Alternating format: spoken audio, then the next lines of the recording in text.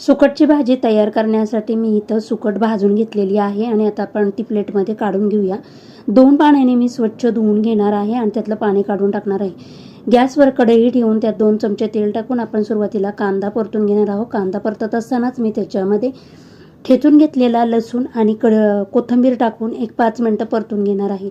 आमसूल असेल तर आमसूल टाका, नाहीतर मग मी इथं टोमॅटो टाकून घेतलेला आहे।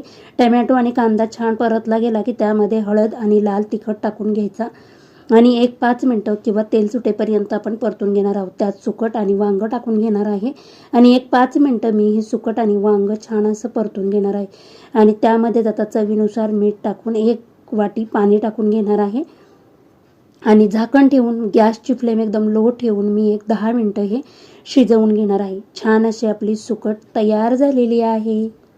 तुम्हाला जर माझे व्हिडिओ आवडत असतील तर प्लीज लाईक, शेअर, सबस्क्राईब करा।